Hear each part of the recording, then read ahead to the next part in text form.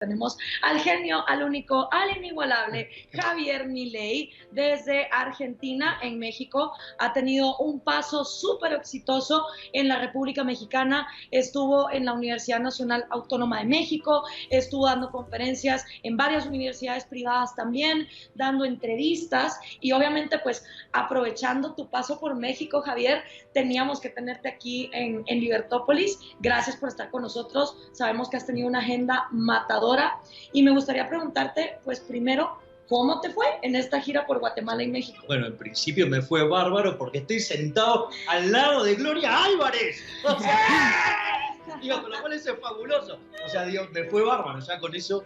La verdad que eso ya, digamos, es por sí muy bueno. Y la verdad que aún muerto hoy hubiera venido como sea. Gracias. O sea, y la realidad es que sí, me fue muy bien. Hice 2 conferencias en Guatemala que salieron muy divertidas y después hice 10 conferencias aquí en México. 10 conferencias. Sí, en un contexto donde además ya a las 4 de la mañana me empezaban a llamar desde Argentina. Bueno, hoy arranqué a las 3:30. Wow. O sea, pero bueno, esa nota hoy generó un revuelo total y terminé siendo segunda tendencia mundial en Twitter con el tema hablando de la actual situación de Argentina. Así es que la verdad es que estoy muy contento porque además el impacto en cada una de las conferencias, tanto en Guatemala como en México, fueron muy buenos.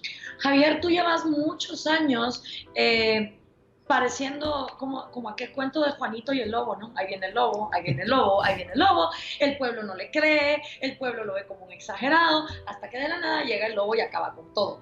Y ahora, de hace un tiempo para acá, Argentina no solo te ha empezado a escuchar, sino te ha prestado más atención que nunca, porque muchas de las cosas que tú has dicho repercuten en la realidad económica y política argentina. ¿Cómo ha sido esa transición de Milei estaba exagerado, Milei no estaba tan en lo correcto, tal vez Milei estaba en lo correcto? ¿Cómo ha sido para ti en lo personal? Mira, la realidad es que cuando yo empecé a ir a los programas de televisión, me miraban como un bicho raro, se reían de las cosas que yo decía, o sea, porque están tan acostumbrados al colectivismo que, claro, había una voz liberal y con un encono tan fuerte hacia el Estado y una defensa tan profunda de las libertades individuales que al inicio se reían, o sea, al inicio casi que les causaba gracia, pero al mismo tiempo había cosas que les sorprendía porque en cada uno de los debates yo terminaba aniquilando a mis oponentes. Y eso lo hacía no solo con la evidencia empírica, sino que también lo hacía desde el punto de la construcción lógica. Entonces, al inicio les generaba rechazo, pero entonces empezaban a ver que la construcción lógica tenía sentido y que también tenía sentido con los datos. Por eso, por ejemplo, hay muchos memes que me hacen, sí, donde, por ejemplo, no sé, hay uno que estoy como He-Man y la espada dice datos. Datos, claro. Claro. Entonces, básicamente todas mis argumentaciones yo siempre las estoy fundamentando con los datos y eso ya a la otra parte los deja como fuera de juego, y si encima cuando hace el argumento le demostrás que ese argumento que hizo es lógicamente incorrecto y que eso después deriva en problemas concretos de la vida diaria, entonces lo que había empezado como una cosa así graciosa, empezaron a darse cuenta que cada vez que había un debate aniquilaba a la otra parte, pero al mismo tiempo había construcciones que cerraban. Entonces la situación hoy es que cuando hablo se callan todos, salvo que haya periodistas comprados, entonces directamente ya cuando empiezo a hablar me empiezan a agredir ya en ese mismo momento. No es que me agreden después del argumento o algo por el estilo, sino directamente ya me agreden cuando empiezo a hablar. Y después lo otro que vos decís es, a mí, digamos, se me tildó de liberalote, se me tildó, digamos, de querer desestabilizar el gobierno, se me tildó de plateísta, bueno, se me pusieron de apocalíptico, y es muy interesante porque justamente hace un año, en un momento estoy teniendo un debate con el diputado Eduardo Amadeo, de Cambiemos, que además él es economista, y estamos debatiendo sobre el tema del shock y el gradualismo. Y básicamente lo que yo le explicaba es que en realidad era un falso dilema, porque en realidad todos los programas de shock en Argentina desde el 52 en adelante, salvo el del 59, todos habían sido expansivos. Y que todos los programas gradualistas habían terminado mal. Y entonces me decía, ¿a qué costo? ¿Pero cómo qué costo? Dios, si lo que termina mal es el gradualismo. Y aparte nos vas a dejar tapados de deuda y vamos a volar por los aires cuando empiece la suba de tasas en Estados Unidos y nos corten el financiamiento. Y hace un par de semanas la tasa de interés en Estados Unidos subió, llegó a tocar el 3% y empezó a haber una salida de capitales muy fuerte de Argentina, que sumado a los errores del jefe de gabinete, Marcos Peña, que había avanzado sobre la independencia del Banco Central durante el 28 de diciembre del año pasado, eso generó una fuerte caída en la demanda de dinero. Y bueno, y las consecuencias hoy las estamos viendo porque la inflación del 18% se aceleró al 28%. Marcos Peña, que apretaba al Banco Central para que la tasa de interés fuera del 20%, hoy está en el 50%. La devaluación fue del 40%. ¿Sí? Además perdimos 9.000 millones de dólares de reservas. Y como en la semana que viene hay un vencimiento del EVAX por el equivalente de 28.000 millones de dólares, Argentina tuvo que ir en medio de esta corrida del Fondo Monetario Internacional para pedir un préstamo. Sí. Es decir, el gradualismo falló, ya tenés la crisis ahí. Y lo que es más grave, están yendo a buscar este dinero justamente para maquillar el fracaso de la idea de Marcos Peña en lo político, ¿sí? Y que el primer instrumentista de esto fue el vendedor de humo Alfonso Pratcay, un keynesiano, que le vendió una idea estúpida a Marcos Peña de que si vos aumentabas el gasto público, iba a aumentar tanto el PBI que la recaudación iba a subir y el déficit fiscal iba a caer. Y hoy el déficit fiscal consolidado entre nación, provincias, municipios y la posición de letras del Banco Central está en 10 puntos del PBI. O sea, tenemos más déficit que teníamos en el kirchnerismo, a pesar de los ajustes tarifarios que además también se hicieron muy mal. Tú sostienes que de hecho el verdadero gobernante de Argentina es Marcos Peña y no Mauricio Macri, y que muchas de las cosas que Macri dice que suenan muy liberales y por lo cual muchos liberales y libertarios en Argentina lo apoyaron, luego no se están viendo en la práctica.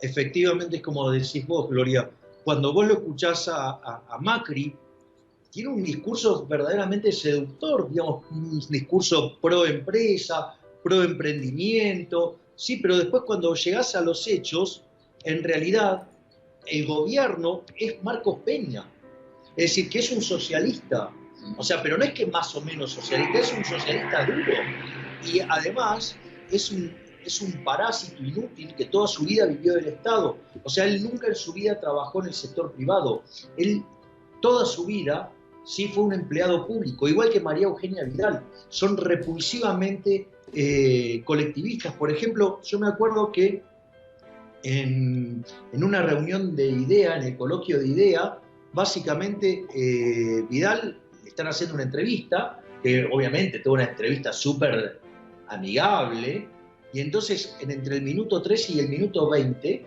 o sea, en esos 7 minutos dice 10 frases colectivistas.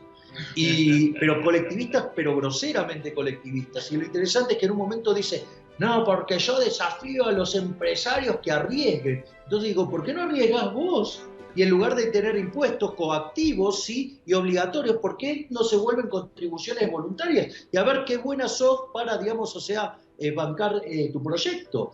O, por ejemplo, que ella siempre es muy comprometida socialmente y siempre está así como acongojada por los más vulnerables y que a ella le preocupan tanto los pobres y ella, digamos, está ahí comprometida. Ahora sucede que cuando hubo que hacer la reforma del sistema previsional, sí, que está quebrado por la irresponsabilidad de Cristina Fernández de Kirchner, que duplicó la cantidad de jubilados con jubilados que no tenían aportes, donde puso una fórmula de ajuste estúpida que, aún con el PBI per cápita constante, aumentaron 20% en términos reales las jubilaciones. O sea, generó un desastre, ¿no?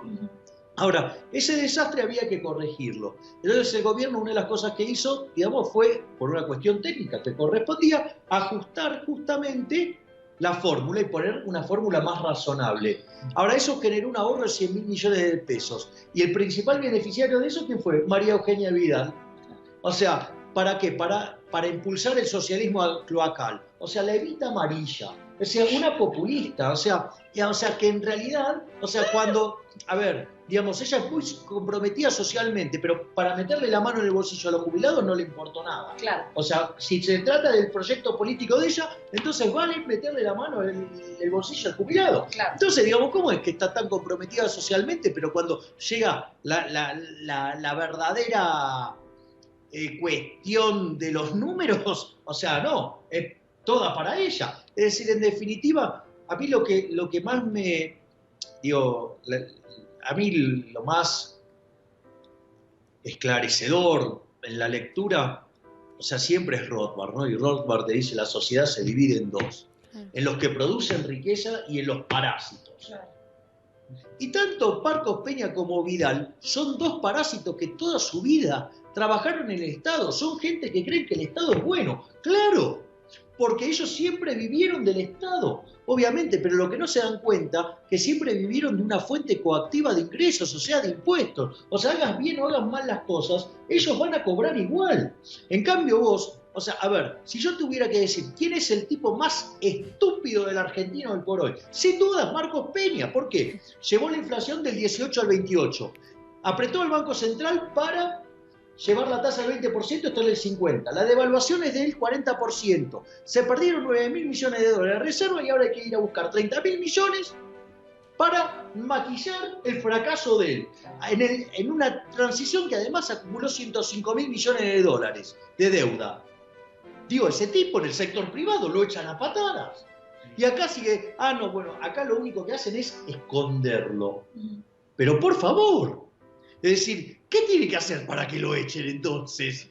O sea, tío, no sé cómo fue. O sea, sinceramente, este tipo de cosas me parecen altamente irritantes. Y el mercado le está pidiendo la cabeza de Marcos Peña y toda la jefatura de gabinete. Y Macri no reacciona y entonces la corrida sigue. Sí. Y lo peor es que la gente dice, esa es una política neoliberal, irle a pedir dinero al FMI, o sea, son tan genios, son tan estúpidamente genios, que entonces cuando van y le piden dinero al FMI, porque yo lo he visto ahorita con todos los posts de Facebook, los twitters de Argentina, es, ya vieron, ese presidente neoliberal se va al FMI, ¿qué tiene de liberal ir a pedirle dinero a un multilateral que se financia con fuente coactiva de los contribuyentes de los países desarrollados? Es un disparate. Sí. O sea, aparte, ¿cómo va a ser neoliberal si la basura del Fondo Monetario Internacional la creó Keynes? O sea, lo que pasa es que la discusión entre Keynes, Inglaterra, White, Estados Unidos, bueno, triunfó la posición de Estados Unidos, pero el invento, digamos, del Fondo Monetario es de Keynes. Claro.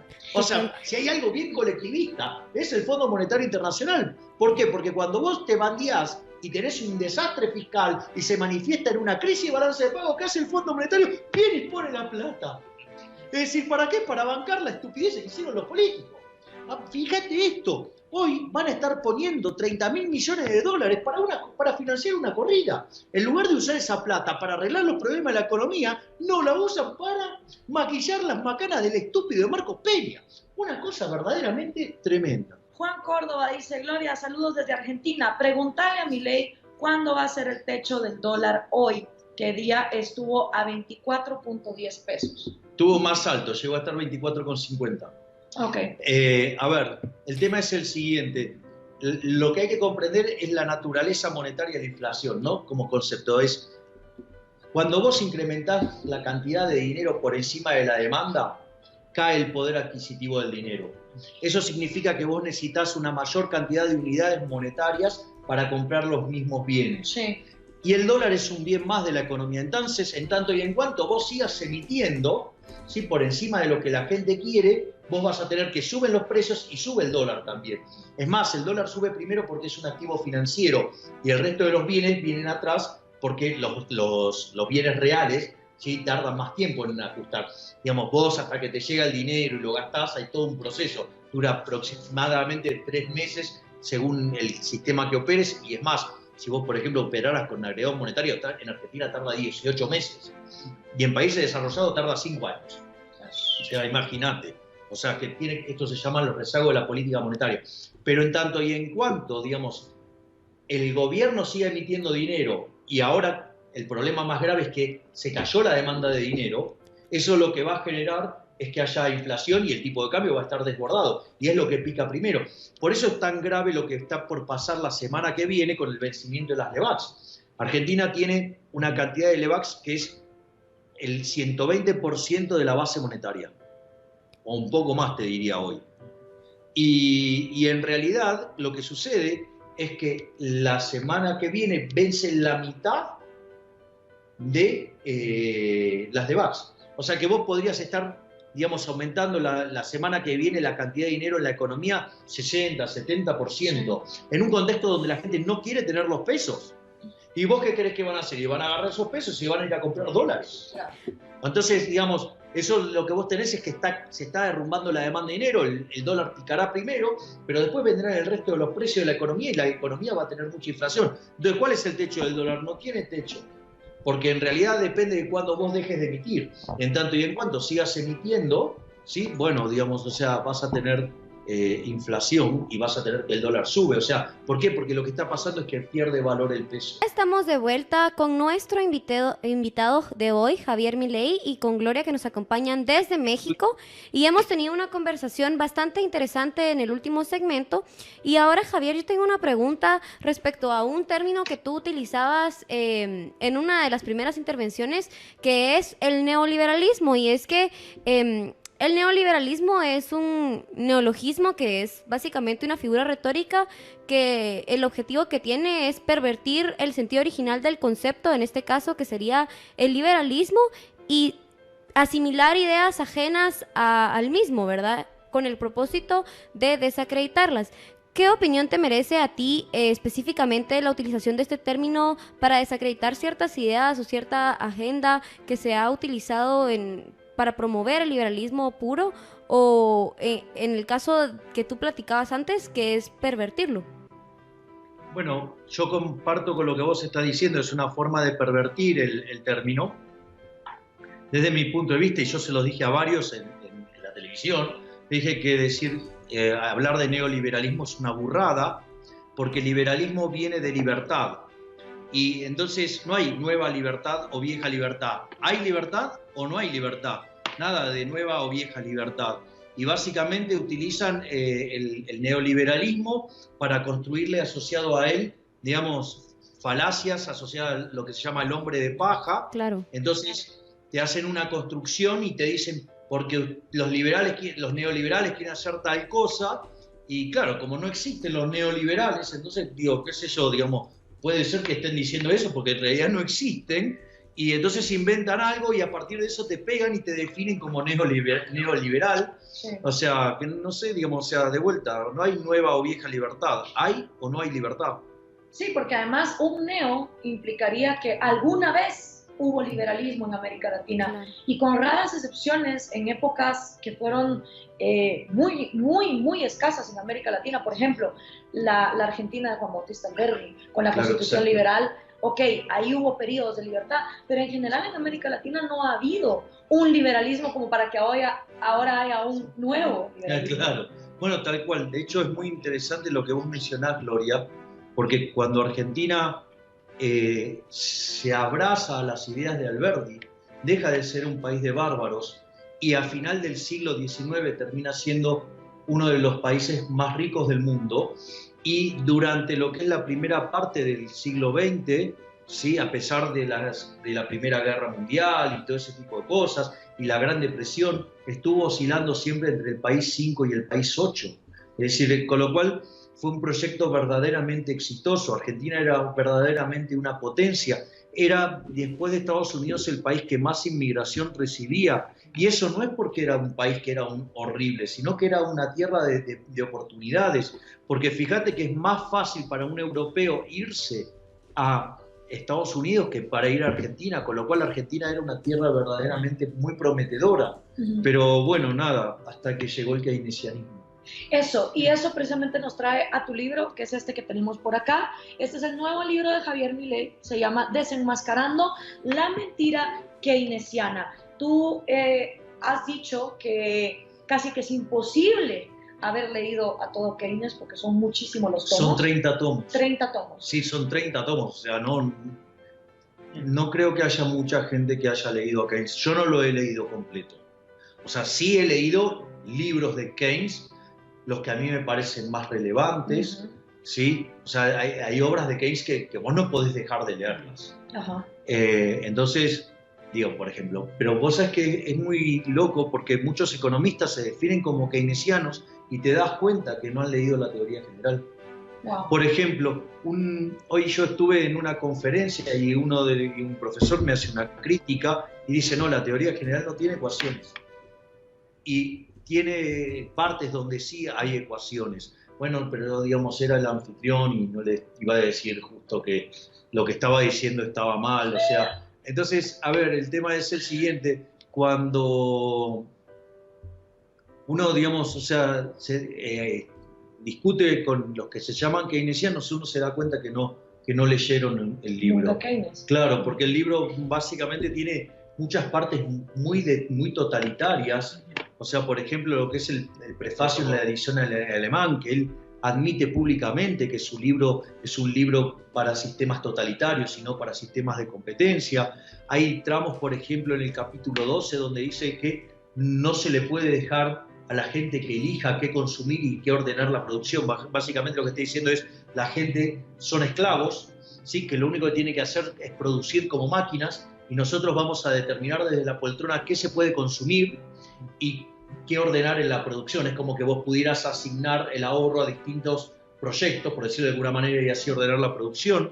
Entonces, cuando él, por ejemplo, también explica, dice, que aboga por una socialización total de los medios de producción, y dice, bueno, pero no necesariamente es necesario hacer todo esto, y entonces se muestra partidario del fascismo, donde dice, bueno, uno si por ejemplo no necesita socializar, si por ejemplo pudiera hacer mediante controles, determinar qué tienen que producir las empresas, cómo producirlo, ¿sí? A qué precios, digamos, con qué costos pagar. O sea, ok, digamos, eso es fascismo. y eso no implica propiedad, o sea, la propiedad es absolutamente nominal. Tampoco hay cálculo económico, porque en realidad, digamos, el que determina los precios, el que determina cómo se produce y cómo se produce, en qué situación, es el Estado. Entonces, digo, eso no es mercado, tampoco hay propiedad, o sea, es un mero papel, claro. Pero vos no sos dueña de nada. Bueno, y dice, bueno, pero si hay que ir hacia una solución así llama socialista, en realidad, digamos, hay que hacerlo paulatinamente para no alterar a la gente. Porque de hecho, Keynes cuando vuelve de Rusia, y en el año 1925, él escribe 3 ensayos y hay uno que se llama Sobre la Unión Soviética.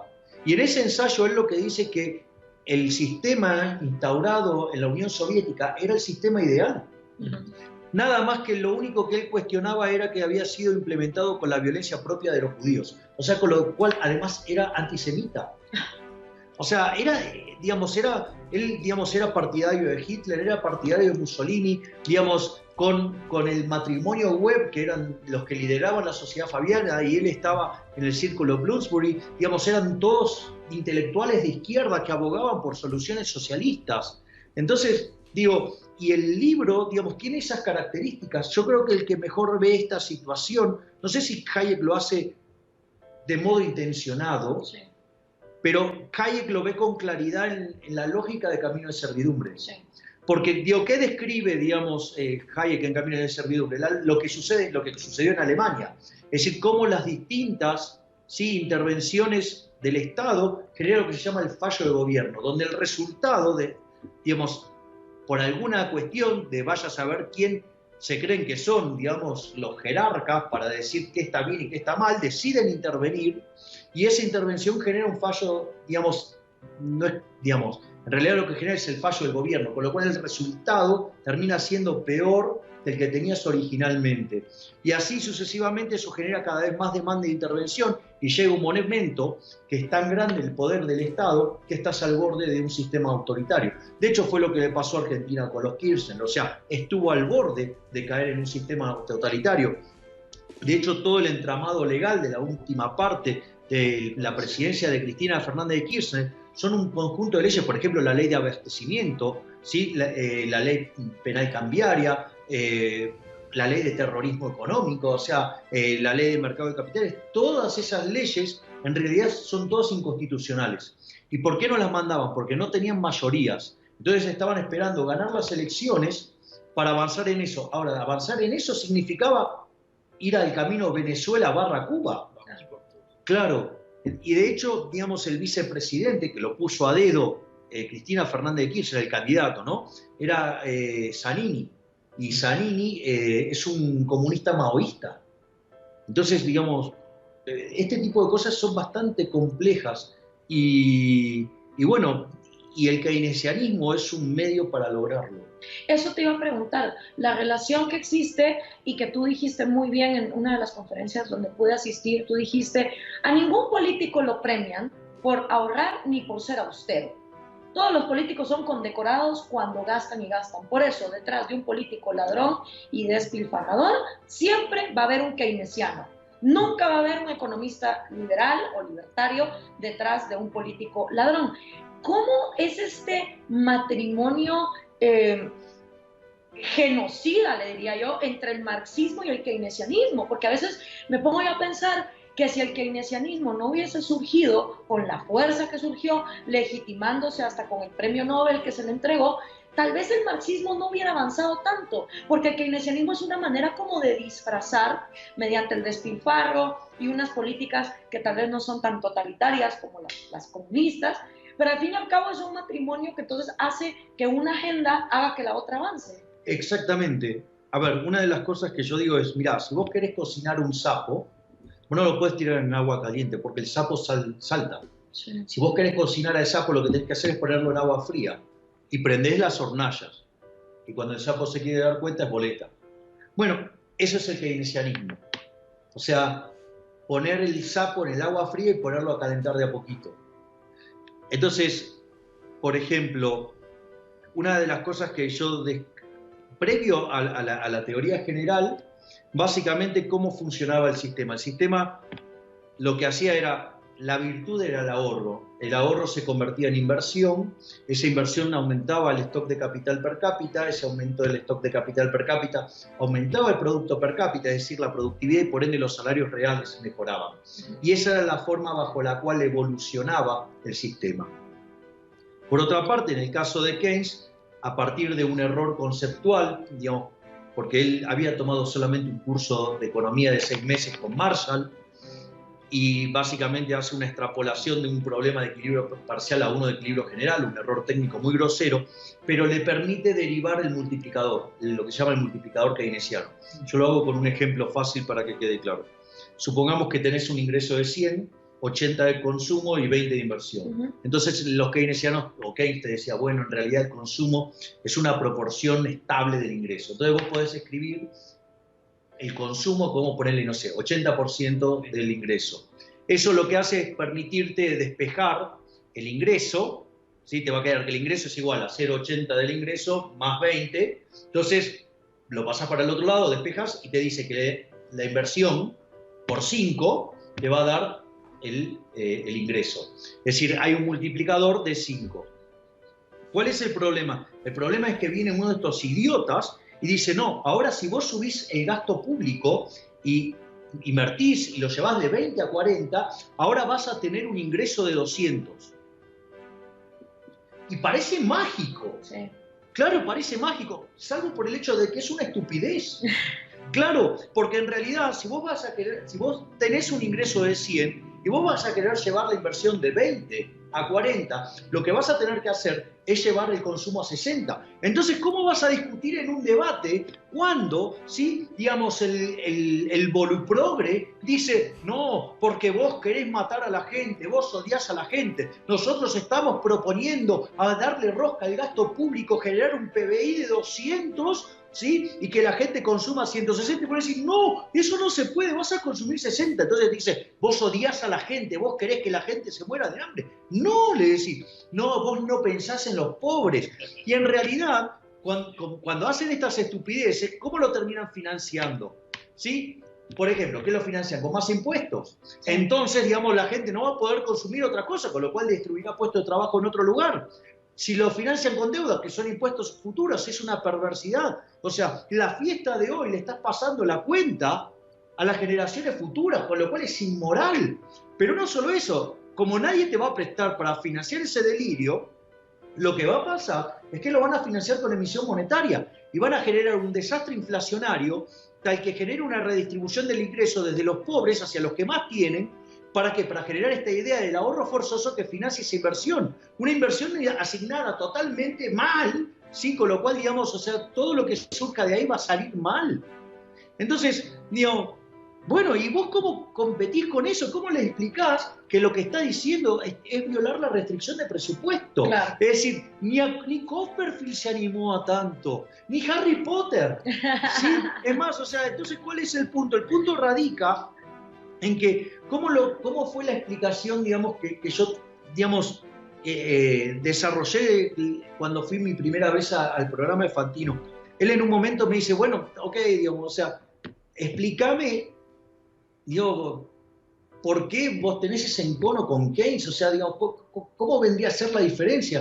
Entonces le digo, bueno, mira, suponete que viene un político honesto, supuesto fuerte, ¿no? Supuesto muy fuerte, pero digamos, o sea, pero con el simple hecho de avanzar, supongamos que fuera un buen supuesto. Entonces, llama a un keynesiano y un libertario, y encima es un tipo abierto de mente, quiere escuchar distintas campanas, o sea, el tipo tiene buena onda. Entonces sucede que le pide un diagnóstico al keynesiano y al libertario, los dos le dan su diagnóstico, todo, y bueno, pero es un hombre de acción. Claro. Entonces dice, bueno, ¿qué hago? Entonces viene el keynesiano y le dice, usted en sus manos tiene el milagro de la multiplicación de los panes. Malditos los productores de pizarrón que los hacen tan chicos que no pueden describir las maravillas que hace el keynesianismo con el gasto público que sería capaz de llevarnos hasta el paraíso. Entonces, bueno, el político queda impresionado. Y entonces le pregunta al libertario, bueno, ¿y usted qué me dice?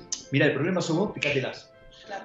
O sea, ¿quién va a contratar? Contrata al keynesiano. O sea, le está diciendo que sos parte del problema. Sos el primer desempleado cuando escuchás al libertario. Pero además la gente quiere oír eso. O sea, toda Latinoamérica sale a las calles y dice gobierno ladrón, gobierno corrupto. Pero ¿quién quiere a la gente que se encargue de la educación, de los ancianos, de los arbolitos, de los animalitos, de la salud, de los gays, de todo? El gobierno. Entonces, la misma gente vota por esta locura. Sí, o sea, porque si no, pues, digamos, el político contrata al keynesiano, todo se termina porque no va a haber ahorro, no va a haber inversión. Y si el votante dijera, wow, esto realmente no funciona, pues entonces ya los políticos no lo ofrecerían, porque saben que así no van a ganar votos. Pero la rueda sigue y sigue y sigue, porque la misma gente que está harta de la corrupción del gobierno no está dispuesta a que el gobierno se separe de la economía. ¿Cómo es que intronizamos la cultura libertaria y liberal en los latinoamericanos y dejamos de un lado esa afinidad a darle todo el poder al gobierno? Bueno, yo si querés te cuento mi experiencia, ¿no? O sea, yo, por ejemplo, me invitan a un programa para hablar sobre corrupción. Sí. Entonces, ¿qué es lo que digo? Que la corrupción es un fenómeno inherente a la existencia del Estado. Claro. Dice, digo, ¿cómo un fenómeno? Y bueno, claro, ¿por qué? Porque supongamos un caso de una empresa privada, ¿no? Entonces, tiene un empleado desleal y que básicamente, ponerle, no sé, un comprador y compra las cosas más caras. Entonces, ¿qué es lo que pasa? Quiere decir que va a haber un competidor tuyo que va a poder vender el mismo producto a un precio más bajo, o un precio de mejor calidad al mismo precio, o, digamos, un bien de mejor calidad a un mejor precio. Por ende, si vos no tomás las medidas correctivas, quebrás. Es decir, el mercado te castiga, Claro. porque terminás siendo ineficiente. Entonces, digo, claramente vos tenés los incentivos para que no haya corrupción en tu empresa. Y si la hay, vas a quebrar por ineficiente. O sea, el mercado ordena el proceso y hace que la corrupción, digamos, termine desapareciendo. En cambio, ¿qué es lo que pasa? En el Estado no desaparece. ¿Por qué? Porque al financiarse con una fuente coactiva de ingresos, lo hagas bien o lo hagas mal, no vas a pagar las consecuencias. Total, lo paga el contribuyente. Entonces, digo, la corrupción es inherente a la existencia del Estado y eso además genera otros problemas, porque una de las cosas que pasa, digamos, los que actúan en el Estado descubren que mediante alguna regulación te pueden mandar a la quiebra. Entonces, o sea, justamente trabajan y elaboran regulaciones, ¿para qué? Para robarte. ¿sí? Y los que no logran entrar en el negocio también son víctimas y tienen que pagar para que no los molesten. Entonces, digamos, básicamente eso deriva en una ineficiencia total, digo, al margen de la violencia que implica tener el Estado, al margen de que siempre, digamos, la acción del Estado va a ser ineficiente. O sea, yo esto lo suelo contar con dos ejemplos. Uno con un ejemplo de Milton Friedman, con las 4 formas de gastar, que uno puede gastar su dinero o el de otros, y lo puede gastar en uno mismo o en otros. ¿Cuál es la mejor forma de gastar tu dinero? Gastarlo en vos mismo, porque vos sabés cuánto te costó ganarlo. Y vos sabés muy bien en qué lo querés gastar. Entonces vos maximizás tu beneficio, o sea, porque vos sabés lo que te costó ganarlo. Ahora, por ejemplo, si vos gastás tu dinero en otros, bueno, digamos, es como hacer regalos, o sea, vas a minimizar el costo. Es decir, vas a tratar de quedar bien, pero con lo menos posible. Ahora, fíjate qué pasa si vos gastás la plata de otros en vos. Bueno, ahí vale el despilfarro. Mirá lo que era la campaña electoral o los actos de Cristina Fernández de Kirchner cuando estaba en el poder y lo austero que eran los actos cuando estaba fuera del poder. Y eso, digamos que ni siquiera creo que la plata haya sido de ella, sino que me imagino que salió de algún distrito electoral muy importante. Llámese La Matanza. Pero bueno, no importa, eso es un detalle. Ahora vos fíjate, ¿cuál es la peor manera de gastar? El dinero de otros en otros. Y eso, paradójicamente, se llama estado del bienestar cuando debería llamarse estado del malestar. Claro. Porque ¿cuál es tu incentivo para gastar bien? Ninguno. Es más, fíjate qué loco, ¿no? Porque suponete que, bueno, en realidad el Estado va a poner un agente fiscal para que gaste en lo que vos querés. O sea, lo tenés al lado tuyo y él gasta justamente lo que vos querés. Aun cuando fuera eso, que es absolutamente utópico, que eso no existe, aún estarías peor. Claro. Porque a esa persona que vos lo tenés al lado y está gastando supuestamente lo que vos querés, le tenés que pagar. Consecuentemente, nunca vas a estar igual. Siempre en la presencia del Estado estás peor. O sea, y si empezamos con el hecho de que los impuestos son un robo, está claro que siempre va a estar mal. Entonces, por ejemplo, digo, ¿cómo suelo mostrar yo ese ejemplo, no? Digo, suponete que viene tu vecino y te dice, mira, Gloria, dame el 50% de los ingresos. Y lo más probable es que me saques a patadas. Vuelvo mañana con un papel, ¿sí?, firmado. Entonces digo, mira, Gloria, acá dice que me tenés que dar el 50% de tus ingresos. Porque lo dice este papel. ¿Y quién lo firmó? Yo. Digo, o sea, ¿qué vas a hacer? Me vas a sacar a patada. Bueno, mañana vengo con, digamos, el matón del barrio y te digo, Gloria, dame el 50% de tus ingresos.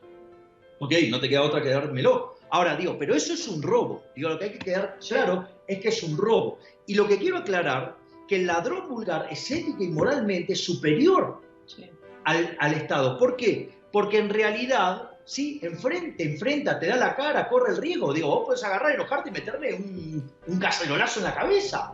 Me podés denunciar con la policía y mandarme preso. Digo, podés reaccionar, ¿sí? Ahora, y además, el ladrón vulgar es un ladrón, digamos, aleatorio. Viene hoy, mañana no, qué sé yo. Digo, es aleatorio. Ahora, el Estado usa el aparato represivo, digamos, del Estado, digo, tiene el monopolio de la violencia, ¿sí? Y como si todo eso fuera poco, ¿sí? Además, es un ladrón estacionario.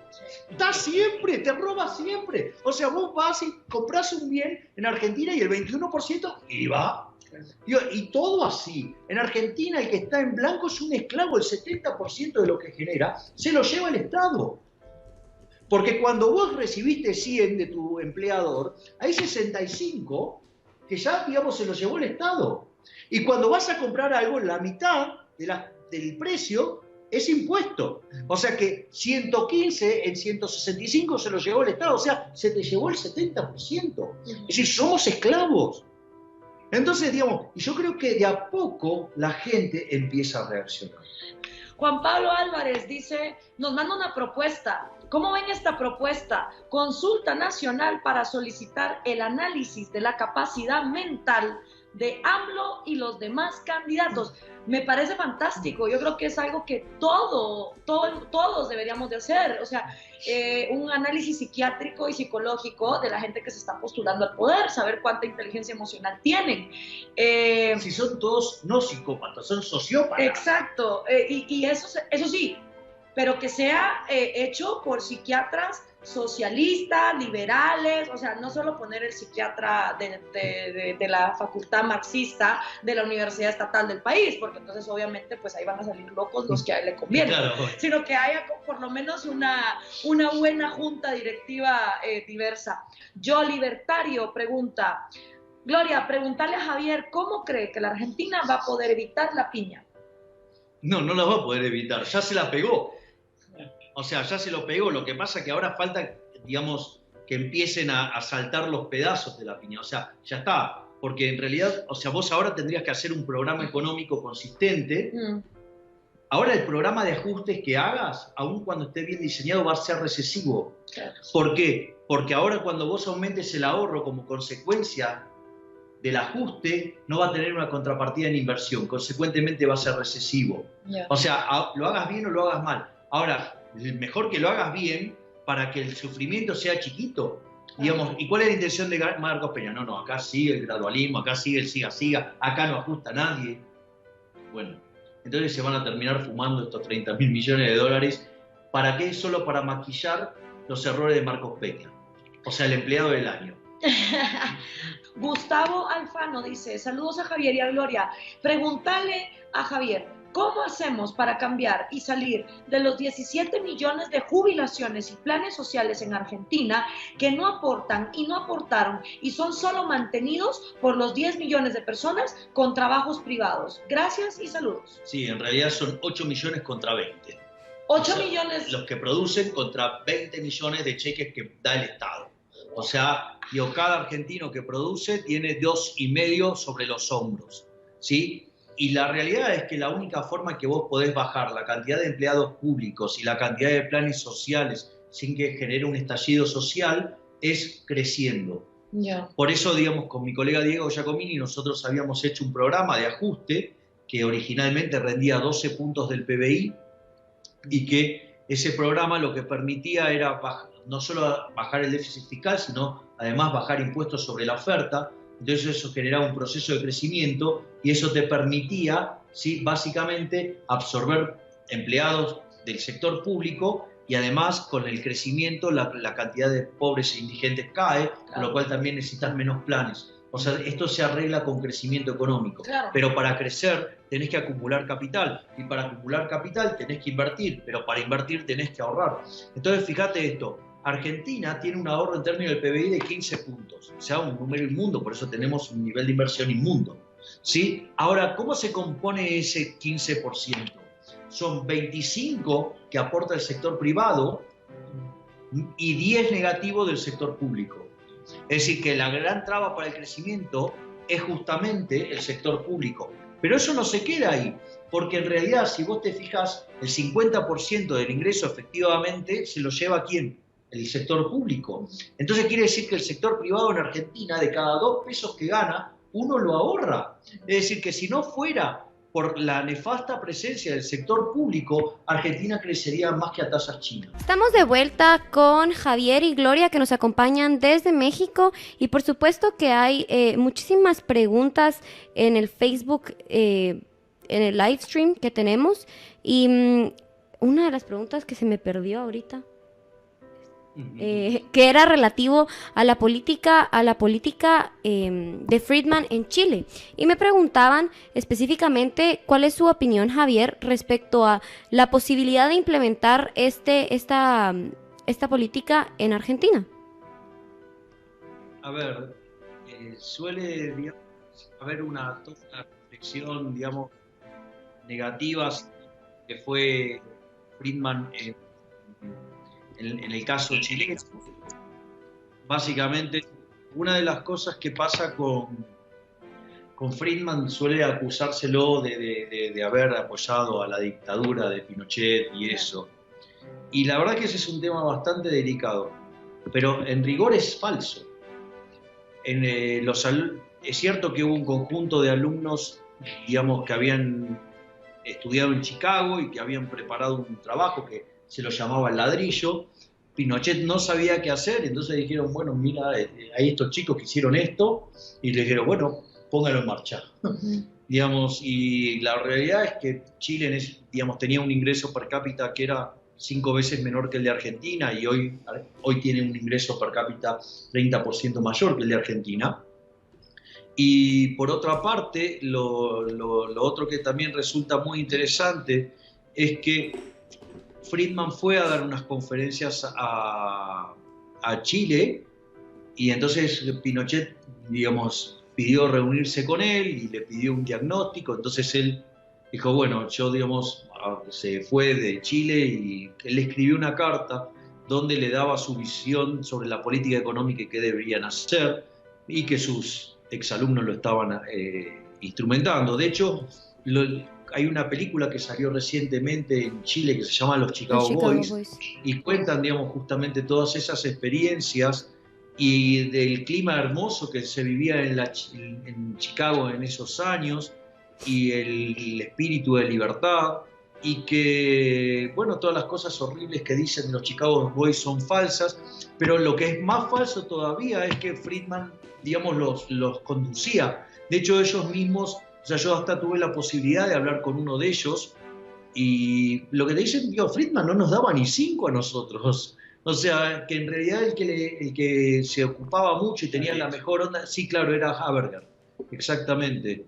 Y con lo cual, digamos, eso, digamos, hay una parte, digo, con lo cual no es cierta de lo que se lo acusa, pero también la realidad es que el programa que ofrece Friedman es un programa de libre mercado, ¿no? Y la verdad que cualquier país que tienda hacia el libre mercado lo que va a hacer es progresar, porque aquellos países que son más libres son 8 veces más ricos que los que son reprimidos. O sea, aquellos países que son más libres, el decil más bajo de la distribución es 11 veces más rico que el decil más bajo de lo que es en un país reprimido. Y no solo eso, sino que el decil más bajo de los países libres es el doble de rico que el ciudadano promedio, ¿sí?, que el del país reprimido.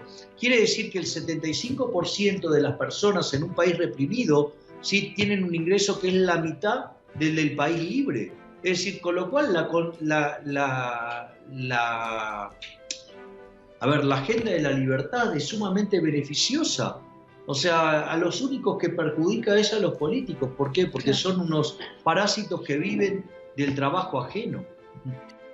Javier, hay muchísimas preguntas, pero un montón. Preguntan también, ¿qué cree de Maradona que defiende al régimen de Cuba y al Che? Dice Fidel García, que te pregunte qué piensas de que Maradona defiende a Fidel y al Che. ¿De quién? ¿Del drogadicto de puntuación perfecta? ¿De Maradroga? Maradroga, ¿de O sea, no, o el drogadicto de puntuación perfecta. Claro. ¿No? Porque él tiene el 10, entonces tiene puntuación perfecta. Sí. Digo, la verdad es que tengo la peor de las opiniones de Maradona.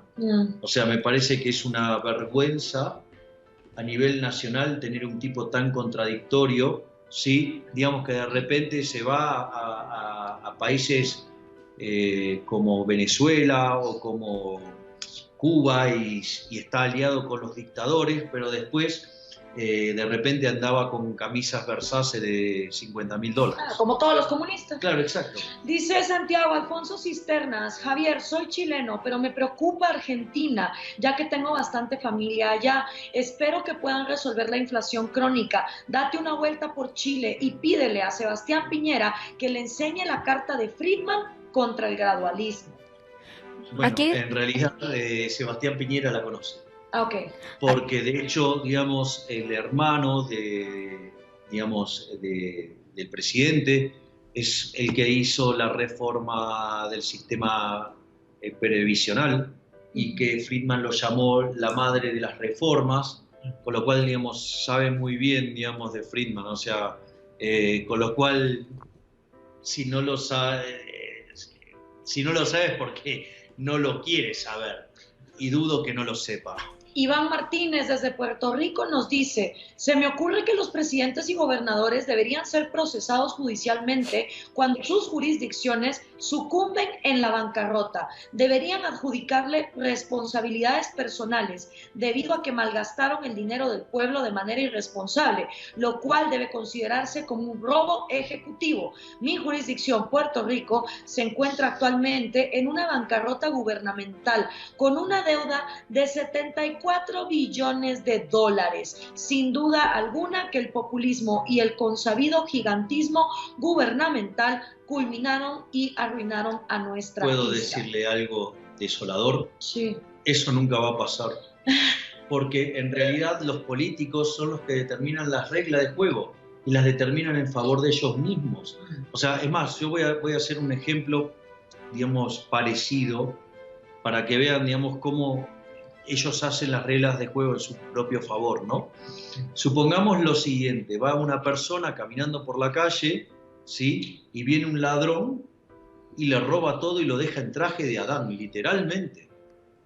¿Qué chances hay que el ladrón vuelva a la media hora y le diga, mirá, me equivoqué, tomá, te devuelvo algo? Claro. Cero. ¿Cómo, claro, cómo va? Entonces, si el ladrón vulgar no te lo va a devolver, ¿cómo te va a devolver algo el político si tiene el monopolio de la violencia? Y él además determina las reglas de juego y las determina en su propio favor. Olvídate, nunca va a pasar. Claro, no va a pasar. Es ponerse la soga al cuello. Luego dice, ¿cuándo vas a resolver los problemas de tu país? No sé si esa va para mí, pero si Guatemala quiere seguir con pinche socialismo, por más que yo llevo años diciéndoles, hay que separar educación de Estado, es el caso de la línea, nadie quiere acabar con las aduanas, sigue la corrupción, no quieren quitarle los monopolios a los sindicatos de Joviel Acevedo, que lleva 20 años parasitándose el 93% del presupuesto de educación. ¿Qué puedo hacer yo? Si en Guatemala, por más que roban, la gente quiere socialismo, no puedo hacer nada. Acordate que la gente que impone a punto de pistola son los comunistas, no nosotros. Gio Montt te pregunta, ¿cómo puede un gobierno libertario subsistir sin cobro de impuestos? No entiendo. Creo que el impuesto es un mal necesario. Claro que debe ser en menor medida y no debería ser progresivo. Es una mentada de madre que entre más ganes, más te quiten. A ver, lo primero que hay que comprender es que el Estado es nuestro enemigo. Claro. Entonces, cuando vos comprendés que el Estado es nuestro enemigo, vos sabés que lo tenés que minimizar. Y lo que hay que tener en cuenta es que dentro de ese conjunto de elección, el cero es una posibilidad. Es decir, el anarcocapitalista, si no tenés un sistema anarcocapitalista no cobrás impuestos. Claro. Porque no hay Estado. Claro. Y todas las transacciones son voluntarias. Ok, uno puede entender el Estado como una solución tecnológica que se dio en un momento. Bueno, bienvenido el progreso tecnológico. En algún momento la tecnología va a permitir que nos deshagamos del Estado, pero sí lo que tenemos que tener es la mente abierta para saber que se puede eliminar. Claro. Es decir, cuando yo digo, yo voy a, digamos, a mí me dicen, ¿vos aceptarías algún cargo en el gobierno? Sí. ¿Cuál? Presidente del Banco Central, con una condición. ¿Cuál? Ser el último. Con lo cual hago la reforma financiera, o sea, separo la banca de inversión de la banca de almacén de valor, declaro la libre competencia de monedas, ¿sí? Digamos, una vez que el sistema funciona, saco el peso. Además, el Banco Central no tiene por qué existir porque ya no hay necesidad de prestamistas de última instancia. Y cuando termino de hacer eso, llamo a mis amigos y lo invito a Bombita Rodríguez que ponga una bomba y que implosione el Banco Central. Y de ese día eliminamos la inflación definitivamente. Te preguntan también, Juan Sánchez, ¿cómo se genera pleno empleo según su invitado? Eliminando las regulaciones del mercado laboral. Después se encarga el mercado de hacerlo. Pregunta Nacho Lacroix, Macri, ¿consulta a Javier y a Espert? ¿Te ha llamado alguna vez Mauricio Macri así, oye Javier, ¿qué hago? Bueno, hay distintos, digamos, representantes del gobierno que reciben nuestras distintas propuestas. Pero digo, tampoco es ningún misterio, también las decimos en todos los programas de televisión. Claro. O sea, a ver, el día que presentamos nuestra propuesta de reforma monetaria, digamos, había un salón en la Universidad de Belgrano que reventaba de gente. O sea, había como más de 300 personas interesadas escuchando cómo nosotros decíamos, nuestra primera opción es eliminar el Banco Central. Si no nos dejan eliminar el Banco Central, vamos a un régimen de competencia de monedas. Sí, si no nos dejan hacer eso, bueno, no nos queda otra que tenemos que tener Banco Central, digamos, controlaríamos agregados monetarios, y bueno, digamos, o sea, en el peor de los casos, bueno, se controlaría tasa de interés. Nunca hacer lo que hizo el kirchnerismo, pero digamos con mucha repulsión de decir la palabra control, ¿no? O sea, pero la usábamos para que sepan que nos duele. O sea, con lo cual, digamos, que tengan claro que, digamos, por ejemplo, si nos dieran el Banco Central ahora, dejaríamos de hacer inflation target utilizando la tasa y nos iríamos a agregados monetarios, pero, digamos, iríamos que después a un régimen de competencia de moneda y después hacemos la reforma financiera. O sea, con lo cual desandamos el camino, ¿para qué? Para llegar al sistema de banca libre, ¿sí? Y eliminar el Banco Central. Ya. Es más, existen países sin Banco Central. El propio Hong Kong no tiene Banco Central, los billetes los imprime HSBC. Y Argentina, antes de 1935, cuando no tenía inflación, no tenía Banco Central. Adelante, Agne. Sí, hay una pregunta aquí interesante. Agustina Taberna dice, Javier, escuché en varios programas la propuesta que tenías para achicar el gasto público y ajustar las tarifas en un 100%. ¿Eso se podría aplicar en el contexto actual y qué medidas se tendrían que tomar ahora? Sí, las medidas se pueden tomar las mismas, pero ese programa inicialmente rendía 12 puntos del PBI. Ahora, digamos, como fue avanzando esta estupidez del gradualismo, y aumentó tanto la deuda y aumentó tanto la carga de los intereses que ahora ese programa rendiría 9 puntos del PBI, o sea, rinde menos. O sea, cuanto más tiempo pase con el gradualismo, ¿sí? Cada vez te va a rendir menos el programa. Pero de todos modos, ese programa que en ese momento se hubiera hecho, y era un programa de shock, ¿sí? En un contexto, digamos, con un mercado internacional muy líquido, o sea, hubiera generado nosotros lo tenemos simulado en un modelo que se llama Jones-Manueli, y el resultado de la simulación mostraba que Argentina podía crecer entre 9 y 12% por año. Wow.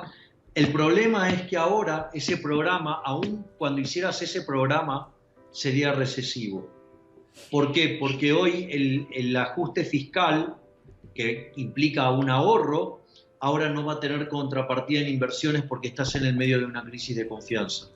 Entonces ahora, por más que hagas un programa de las características del que diseñamos con Diego, en este contexto sería recesivo. ¿Por qué? Porque se derrumbó la demanda de dinero y ese derrumbe de la demanda de dinero se está traduciendo en un ataque especulativo contra la moneda. Entonces, en ese contexto no va a haber inversión y con la presión fiscal que hay en Argentina tampoco va a haber inversión. Consecuentemente, el aumento del ahorro no va a tener contrapartida en inversión, con lo cual, inexorablemente, la economía va a caer. Ahora, el tema es que si no lo haces, el daño que vas a causar sobre los argentinos es muchísimo mayor.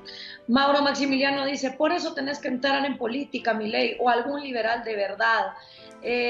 Después Andrés Damiano dice, Javier, Gloria, tengo 22 años, soy técnico electrónico y electricista, recibido en una escuela pública. No veo progreso acá en Argentina. Tengo pensado irme a vivir a Chile porque veo que los chilenos son más inteligentes que los argentinos. Por eso Argentina tiene salida.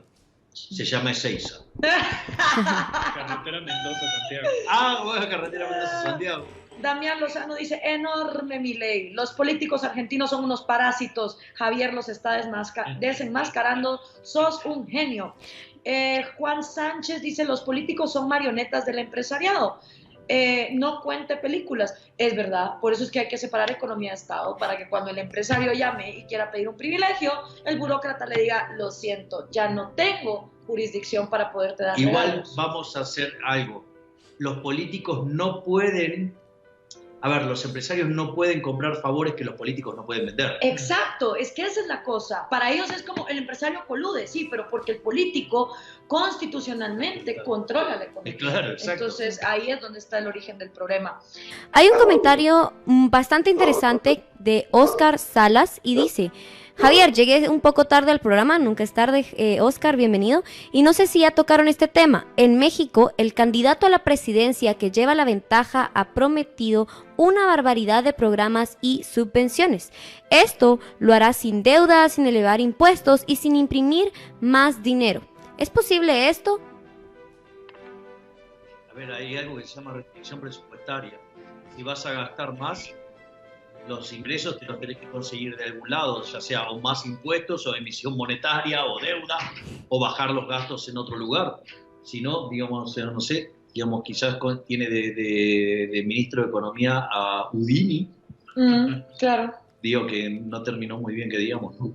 No, lo mejor para ver la propuesta de AMLO es leer su libro. Yo Claro. lo hice, se llama La Salida 2018 y realmente las cuentas no dan. O sea, dice que con vender el avión presidencial, básicamente, y su varita mágica, le va a alcanzar para todo lo que quiere hacer, sin inflación, sin subir impuestos, o sea, imposible. Mauro Maximiliano dice, hagan las cuentas, señores, si no pagáramos nada de impuestos, cobramos nosotros esa plata y ahí podemos solventar nosotros mismos nuestros gastos de educación y salud de forma individual y privada. Bueno, fíjate que en Argentina, como todos los servicios que te presta el Estado son de pésima calidad, tenés el sistema de educación privada, tenés seguridad privada y también tenés, por ejemplo, salud privada. Claro. O sea, si hay algo que te muestra que puede funcionar y que el mercado se va a ordenar, es eso mismo. Y fíjate, hay varias preguntas de gente que se preocupa por eso. Dice, bueno, y las voy a resumir en una sola. ¿Cómo se soluciona entonces el problema de los bienes que son públicos? Claro, primero hagamos la lista mágica de cuáles son los bienes públicos, pero hay gente que está mencionando infraestructura, salud, educación. ¿Qué les respondes? Es falso. Es falso. Digamos, cuando uno habla de lo que son los bienes públicos, la definición tiene que ver con el principio de exclusión, ¿sí? Y el principio de rivalidad, Claro. ¿no? O sea, que cuando vos consumís, o sea, puedas excluir al otro, y digamos, un bien rival es que si yo lo consumo, el otro no puede consumir. Entonces, por ejemplo, algo que es un típico caso de bien público y que se usaba como ejemplo, y que lo usaba Samuelson, era los faros. Porque cuando lo consumía uno, vos no podías excluir a otro, y digamos, entonces, digamos, y tenías un problema de la rivalidad, ¿no? Porque lo podía consumir uno y el otro también, digamos, también lo podía consumir, con lo cual, o sea, claramente era un bien público. Entonces, para Samuelson y para la teoría económica, eso era un típico bien público que justificaba la intervención del Estado. Bueno, es muy interesante porque Coase hace un estudio de todos los faros del siglo XIX. Eran todos privados. Quiero ahora pasar a dos amigos liberales que están aquí con nosotros. Ellos son miembros de diferentes movimientos libertarios, de think tanks que en México están haciendo una gran labor. Han estado aquí acompañándonos todo el rato con Javier. Ellos son Esteban González y Sergio Mendiola. Así que le voy a dar la vuelta a la pantalla para que, chavos, si se miran ahí, saluden a las cámaras. ¿Qué tal? Están en Libertópolis y háblenos un poquito de qué les ha parecido la experiencia. No, pues un gusto tener a Javier por acá en los foros en los que estuviste diciendo lo que dijiste. Siempre es útil tener voces sólidas en el programa, como dices, con datos y con lógica, porque el keynesianismo, pues quizá no con la bandera, pero es prevaleciente. Nosotros vivimos por acá, le estamos transmitiendo desde una zona de la ciudad que sufrió un terremoto, le comentaba a Javier hace unos meses, y más tardaban en retirar los escombros que en proponer y en decir en periódicos y en medios, radio, televisión, la oportunidad que iba a ser para la reconstrucción, para el crecimiento económico, ¿no? Y vaya, eso se dice, y alguien lo puede decir, y no hay ninguna voz pública que va a decir, estás diciendo unas hartas estupideces, ¿no? Entonces siempre es útil tener a alguien que lo recuerde. Bueno, gracias. A ver, el problema con Keynes es que Keynes tenía un criterio estético, por decirlo de alguna manera, en el cual le parecía que el capitalismo era aberrante. Entonces, él era un delirante, o sea, él era un socialista, le parecía que el capitalismo era horrible. Hay una frase de él sobre el capitalismo, que él dice claramente que el capitalismo le parece una cosa estéticamente horrible. Y nada, y que él, digamos, tenía toda una visión, digamos, así, artística. Claro, entonces, o sea, claro, él era un delirante. Pero lo que pasa es que era un tipo brillante, esa es la parte más complicada. Entonces era muy seductor en su forma de hablar, de convencer, y además un tipo muy inteligente. Entonces, pero su obra era una monstruosidad. Claro.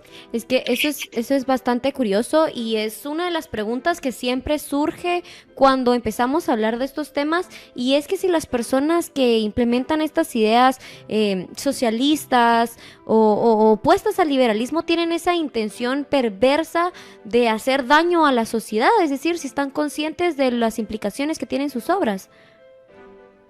a ver, yo, digamos, no creo que lo hagan, a ver, digamos, en todos los casos de modo perverso e intencionado. O sea, yo creo que son bien intencionados, pero como decía Friedman, las políticas no deben evaluarse por sus intenciones, sino que se deben evaluar por sus resultados. Claro. Entonces, todo el mundo habla de las maravillas que promete el socialismo, pero nunca se toman en cuenta que fue un fracaso en lo económico, en lo social, en lo cultural, y además que se trata de un sistema asesino, porque siempre se introdujo por la violencia y se ha cargado con la vida de más de 150 millones de seres humanos, aparte de los que pudieron sobrevivir, los hambrió. Entonces, digo, me parece que, de vuelta, ahí Friedman da en el clavo, digo, las políticas no deben evaluarse por sus intenciones, sino que deben evaluarse por sus resultados. Pero además, lo que yo considero es que uno tiene que tener una visión sobre el capitalismo, ¿sí? De hecho, con Gloria una vez en el SEMA dimos una charla sobre el capitalismo. Entonces uno, digamos, por ejemplo, ¿qué es lo que...? Esto yo lo hablaba con un amigo mío libertario que se llama Gustavo Lázari, y uno va diciendo, bueno, uno va pasando por distintas etapas, ¿no? En especial cuando es economista. Lo primero que te atrae el capitalismo es la productividad, es decir, la productividad, la eficiencia. Y entonces, claro, cuando comparás contra los resultados socialistas, claramente el efecto de la productividad es tremendo, o sea, los pasa por arriba. Pero ahí, digamos, los socialistas, ¿cómo se refugian? Dicen que el sistema es injusto. Y en realidad el único sistema que es justo es el capitalismo, porque el capitalismo premia, sí, con mayores ingresos, a aquellos que sirven al prójimo con bienes de mejor calidad a un mejor precio. Es decir, que aquellos que son exitosos en el capitalismo, sí, el sistema los premia porque son benefactores sociales. Es decir, que la desigualdad en realidad es un problema de alguien que mira los números y no comprende la lógica de la distribución del ingreso en un sistema capitalista. Es decir, donde entonces el único sistema que es justo es el capitalismo, porque es el único sistema en el cual vos te apropiás de tu resultado. Y cuanto más sirvas al prójimo con bienes de mejor calidad, a mejor precio, y más productivos sean, mejor te va a ir. Pero es porque vos sos un benefactor social, te va bien porque estás haciendo una obra maravillosa por un mundo mejor, ¿sí? En cambio, el socialismo se basa en robar. ¿Qué es la justicia social? Es un robo que se implementa desde los impuestos, es decir, es la caridad a punta de pistola, ¿sí? Es robarle a otra persona el fruto de su trabajo para dárselo a otro bajo el criterio de vaya a saber quién, ¿sí? Y eso, digamos, es injusto y además implica un trato desigual frente a la ley, claro, con lo cual es otro disparate, o sea, es un sistema aberrante. Y cualquiera de las soluciones intermedias, como dice Mises en su libro El mito de la tercera vía, son inestables. Cada vez que vos vayas por una solución intermedia, además tiende al socialismo por el tema de los fallos del gobierno. Entonces, o sea, son verdaderamente dos sistemas y el único sistema que es justo, sí, es el capitalismo. Y además no solo que es justo, tiene valores superiores, porque ¿cuál es tu escala de valores en el capitalismo? Romperte el lomo laburando, servir al prójimo con bienes de mejor calidad a mejor precio. Aun cuando detestes a las otras personas, vos tenés que lograr convencerlo que compre tu producto. Entonces, aun cuando vos lo odies, vas a tratar de que esté bien porque tu éxito depende de eso. O sea, vos estás obligado a cooperar. Entonces el sistema, digamos, no solo que genera la división del trabajo y que aumente la productividad, sino que además, como decía Bastiat, donde entra el comercio no entran las balas. Así es. Porque vos necesitas de tu prójimo para ser exitoso. En cambio, ¿cuáles son los valores en el socialismo? La envidia, el odio y el resentimiento. Es más, la gente en el socialismo es mala respecto al capitalismo. ¿Por qué? Porque en el capitalismo, cuando alguien te da algo, como vos sabés lo que cuesta ganarlo, sos agradecido. Es decir, si alguien te da algo, fíjate que las personas liberales en general, digamos, algo que estén muy contaminadas, suelen ser muy agradecidas. ¿Por qué? Porque vos sabés lo que cuesta conseguir las cosas. Ahora en un sistema socialista son tremendamente desagradecidos e ingratos. ¿Por qué? Porque yo tengo derechos. Entonces, pero tenés que dar porque tengo derechos. Bueno, pero se está sacando... No me importa, yo tengo derechos. Ahora esos derechos alguien lo tiene que pagar, y eso se paga con un régimen violento, que es un robo, que son los impuestos. Entonces, digamos, ¿qué discusiones hay acá? En el fondo es una discusión de valores. Digamos, los valores del capitalismo es el esfuerzo, tratar de servir al prójimo con bienes de mejor calidad, un mejor precio, emprender, buscarle la vuelta. ¿Y cuáles son los valores del socialismo? La envidia, el odio y el resentimiento, el robo y el trato desigual frente a la ley. Vamos, muchachos, no hay lugar a la discusión, nuestros valores son mejores. Aquí hay otra pregunta. Maileni Olivares dice, no sé si mi pregunta sea un poco tonta, pero igual quiero preguntar. ¿Qué piensas, Javier, de la inteligencia artificial involucrada en la política? Una computadora sin prejuicios decidiendo puestos políticos y así evitar amistades y personas incompetentes en el puesto. A ver, digo, primero lo que tenemos que entender que el socialismo, el problema es la idea, no la gente. ¿Sí? Digamos, lo primero que hay que entender. O sea, lo único que te evitará de última va a ser el hecho de que no haya corrupción, por decirlo de alguna manera. Ahora, lo que sí quiero señalar es que el tema de los robots es un tema muy importante. Por ejemplo, ustedes en Japón tienen todos los hoteles de alta gama, ¿no? En Tokio. Y hay uno que es sustancialmente más barato. Por eso digo, ¿por qué si el hotel se ve tan lindo y como los otros, por qué es tan más barato? Porque es operado por robots.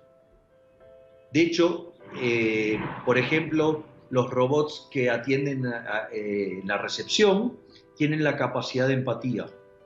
Entonces, si uno viene con muy mal humor por el viaje o lo que fuera, digamos, dan contención a las personas.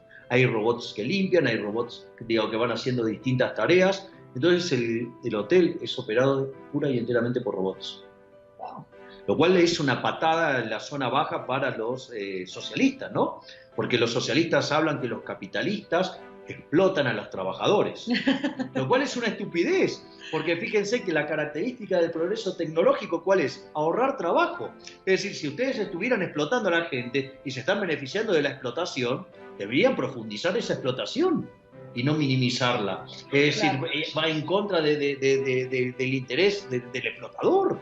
O sea, digo, con lo cual, o sea, como encima creen que además los capitalistas son perversos, pero a la vez estúpidos. O sea, por favor, muchachos, pónganse de acuerdo o tengan una teoría del valor razonable. Javier, a mí me gustaría que tú hicieras unas reflexiones finales para toda la audiencia, que es muchísima las personas que nos están escuchando desde Facebook, desde el canal de YouTube y por supuesto que en la radio también. Y que nos invites a reflexionar sobre estas últimas ideas de la libertad, que al final de cuentas es muy importante que recordemos que los únicos responsables de difundir las ideas somos nosotros mismos, e invitar a las personas a que cada vez más sientan afinidad precisamente por estos ideales y principios. A ver, transmitir esta experiencia, ¿no?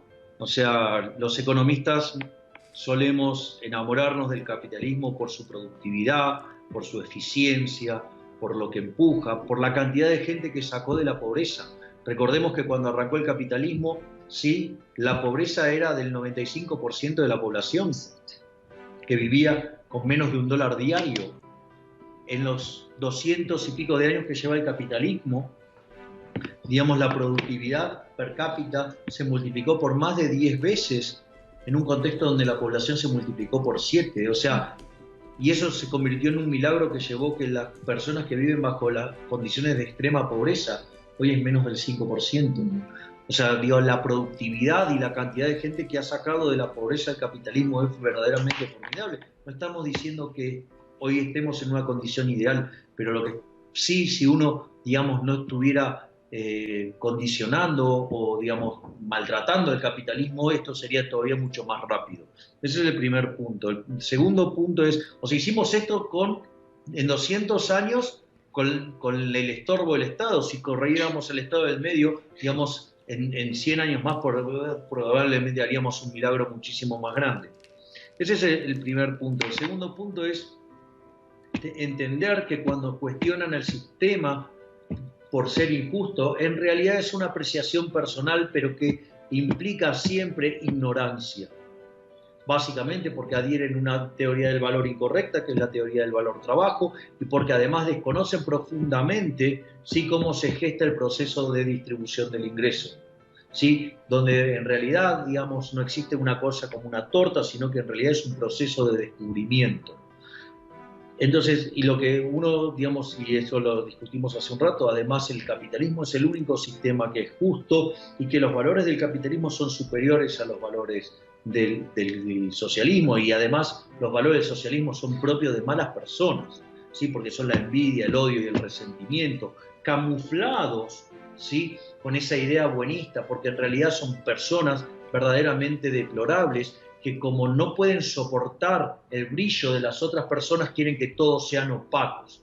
Es decir, son personas que están dispuestas a resignar su libertad con tal que otras personas no brillen. En el fondo son personas mediocres, o como yo les suelo decir, son el club de los penes cortos, ¿sí? Porque en realidad, ¿quién va a reclamar por el pene promedio? El que la tiene chiquita. Es decir, digamos, o sea, es un grupo de personas, digamos, que están debajo del promedio, son subnormales, por decirlo de alguna manera. Es decir, son personas envidiosas y resentidas. Pero como si todo esto fuera poco, ¿sí?, quisiera decir que además el capitalismo no solo es más productivo, no solo es, digamos, el único sistema que es justo, sino que además es estéticamente superior. A ver, el Guggenheim se hizo de nuestro lado. Las Torres Gemelas, a pesar que un loco las tiró, se hicieron de nuestro lado, ¿sí? En cambio, ¿cómo eran los edificios del otro lado de la cortina de hierro? Eran cuadrados, grises, oscuros, sin ventanas, eran horribles. Y les puedo asegurar que aún hoy, cuando entren en edificios de la vieja Unión Soviética, son verdaderamente espantosos. Entonces, digamos, ¿de qué estamos hablando? Somos mejores en lo productivo, somos mejores en lo ético y moral, y además somos estéticamente superiores. Aparte tenemos a Gloria, no nos puede ganar. Ay, no. Gracias. Es decir, de hecho, Gloria es una fuente de inspiración. No, y también es verdad que hasta ahora que la gente está harta de los fracasos que han dado los gobiernos tradicionales, colectivistas en la derecha y colectivistas en la izquierda. Claro. Entonces ya nosotros que éramos los locos, ¿no? Ay, esos liberales y la gente que se burlaba de Mises y de Friedman y de Rand y todos los filósofos, ahora es una excelente oportunidad en el siglo XXI, porque como cuando ya todo lo estatista se probó y todo fracasó, la gente nos está empezando a escuchar y hay un montón de voces que están haciendo esa batalla de las ideas. Yo quiero aprovechar antes de regresar contigo, Dafne, agradecerte primero, Javier, por haber estado con nosotros en este programa. Sabemos que has tenido una agenda súper apretada, que has tenido, bueno, despertando muchas mentes aquí en México. Gracias por haber estado con nosotros, Javier. Chicos, por habernos estado acompañando tras bambalinas y en bambalinas también. El agradecido soy yo, Qué bueno, porque Javier. usted es una fuente de inspiración. Gracias. Y dicen que si le daba un pico a Javier, entonces lo van a ir a traer al aeropuerto de Seiza con flores y bombos. Bueno, te voy a dar uno en el cachete para que me lo vayan a traer y me lo vayan a recibir con gran amor, por favor, porque la verdad es que lo ha dejado todo aquí en México. ¿Ok? Así que vayan a traerlo como el héroe que es. Gracias, Dafne, por haber estado con nosotros y a toda la gente allá en la cabina de Libertópolis. Les mando un abrazote, los extraño un montón. Vénganme a visitar, por favor. Un beso.